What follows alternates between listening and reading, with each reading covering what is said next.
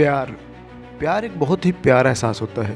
कहते हैं प्यार में रहने वाला व्यक्ति कभी हिंसक नहीं हो सकता। प्यार तो हिंसक व्यक्ति को भी सामान्य इंसान बना देता है। लेकिन दोस्तों, हवस और प्यार में फ़र्क होता है। लेकिन आज की नई पीढ़ी इस फ़र्क को कहाँ समझ पाती है, और इसी नासमझी की वजह से उसे इसकी कीमत अपनी जान देकर चुकानी पड़ती है।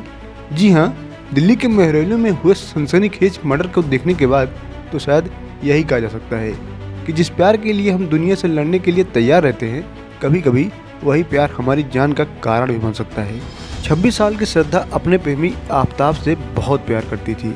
इतना प्यार कि उसके लिए अपना घर बार भी छोड़ दिया था, यहाँ तक कि अपना शहर भी छोड़ दिया था और मुंबई से दिल्ली चली आई थी।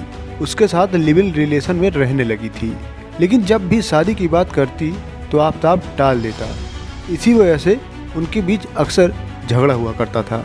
6 महीने पहले की बात है, 18 मई की रात आफ्ताब और श्रद्धा के बीच बहुत झगड़ा हुआ। श्रद्धा को ये शक हुआ कि आफ्ताब उसके पीठ पीछे किसी दूसरी लड़की से मिलता जुलता है, और इसी वजह से वो शादी के लिए और भी ज़्यादा फोर्स करने लगी थी। ये बात आफ्ताब को नागवार गुजरी, क्योंकि वो तो बस अपनी हवस की प्यास बुझा रहा था।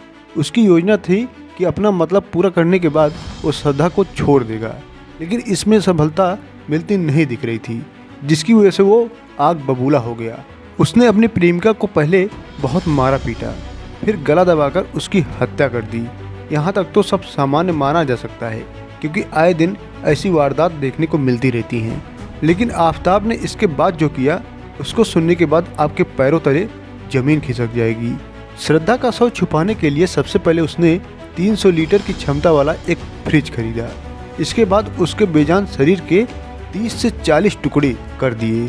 सबसे पहले हाथ काटा, फिर पैरों के 2 टुकड़े किए। इसके बाद शरीर के हर पार्ट को अलग अलग कर पॉलीथीन में पैक करके फ्रिज में डाल दिया। शव से निकलने वाली बदबू को छुपाने के लिए अगरबत्तियाँ जला कर रखता था। हर दिन रात के अंधेरे में जब दिल्ली वाले सो जाते थे तो ये दरिंदा लाश के टुकड़े को लेकर महरौली के पास के जंगलों में जाकर इसे फेंक दिया करता था। इस तरह उसने इस खौफनाक वारदात को अंजाम देने के बाद दुनिया की निगाहों से अपनी करतूत को छिपा लिया था। दोस्तों, आइए अब बात करते हैं इन दोनों के लव अफेयर की शुरुआत कैसे हुई और पुलिस को इस वारदात के बारे में पता कैसे चला।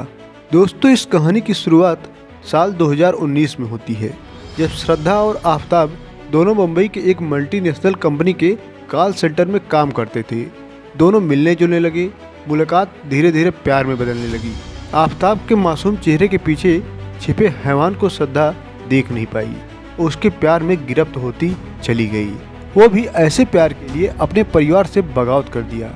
माँ बाप को आफ्ताब पसंद नहीं था। दूसरे धर्म के होने की वजह से वो नहीं चाहते थे कि इन दोनों की शादी हो, लेकिन श्रद्धा ने उनकी बात अनसुनी कर दी। आफ्ताब उसे बहला फुसला कर मुंबई से दिल्ली ले आया। यहाँ दोनों महरौली के एक फ्लैट में लिव इन रिलेशनशिप में रहने लगे थे। बेटी की इन हरकतों से आहत पिता ने उससे साथ बातचीत करना छोड़ दिया था, लेकिन क्या करें, बाप जो ठहरे। उसके एक दोस्त के जरिए बेटी के बारे में जानकारी लेते रहते थे। मुंबई स्थित इस दोस्त से श्रद्धा की अक्सर बातचीत हुआ करती थी। इसी दौरान उसने बता दिया था कि आफ्ताब दिल्ली आने के बाद उसके साथ मारपीट करता रहता है।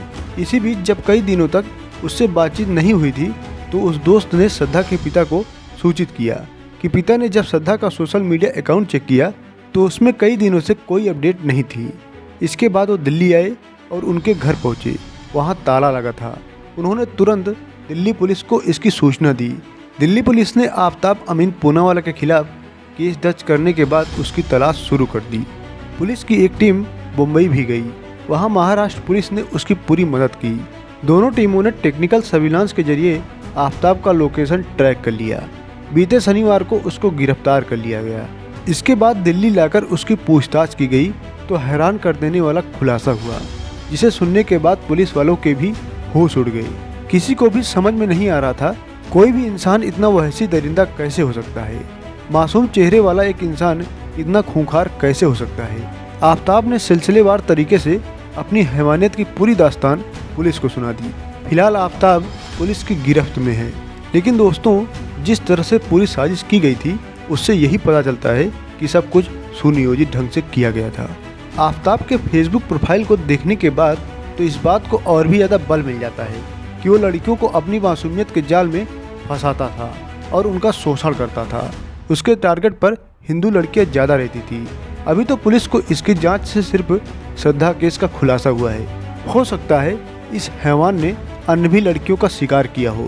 खैर, जो भी सच है वो बहुत जल्दी सामने आ जाएगा। इसके साथ ही इस केस से हम सभी को सबक लेने की ज़रूरत है। रिश्तों में ज़्यादा सतर्क रहने की ज़रूरत है। उम्मीद है कि आपको यह जानकारी पसंद आई होगी। वीडियो अभी तक आपने लाइक नहीं किया तो वीडियो को लाइक और चैनल को सब्सक्राइब जरूर कर लें। मिलते हैं अगली वीडियो में, तब तक के लिए जय हिंद।